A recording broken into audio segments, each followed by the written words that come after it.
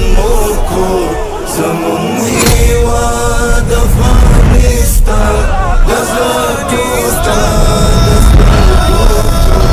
زمون هیواد افغانستان د اسلام پال زلمو کور زمون هیواد افغانستان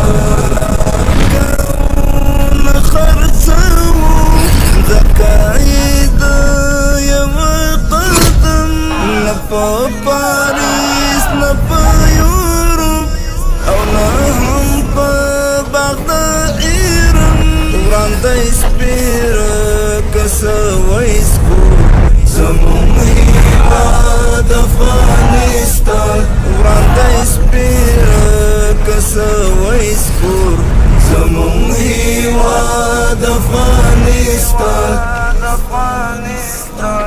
د زړه ټوټه د سترګو تور زمون هیواد افغانستان د الله تعالی سپین لښکر د سپېڅلي دین ساتونکي د ارزښتونو محافظین د دښمنانو د سترګو اغزي مجاهد او زړور پوځ په نظامی فکری او معنوي هنرونو سنبال اکنون زمان همدلی، همزبانی، همکاری، هماهنگی در کنار یکدیگر است.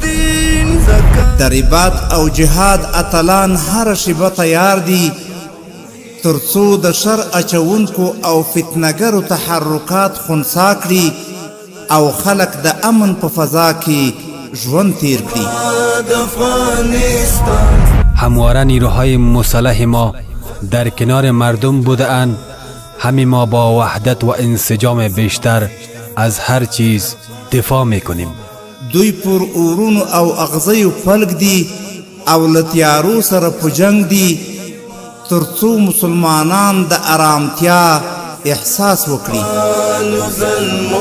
شما قهرمانان واقعی تمام داستانهایی هستید که با گوش دادن به آنها بزرگ شده ایم. شما همیشه بزرگترین الهام بخش ما هستید.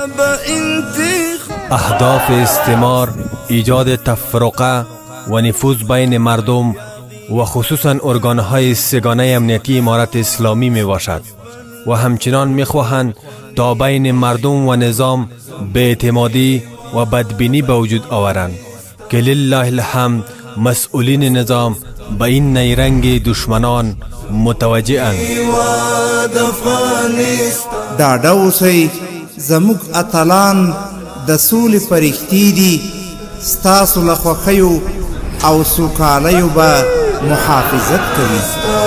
د اسلام پالو زلمو کور زمون هیواد افغانستان د اسلام پالو زلمو کور زمون هیواد افغانستان شهسک سلیدنن د سپین منار د استقلال د غسپین توغ د آزادۍ رنگ د جمال رنگ د جلال پلا زخمی مونږ زمون هیواد افغانستان پلا زخمی مونږ زمون هیواد افغانستان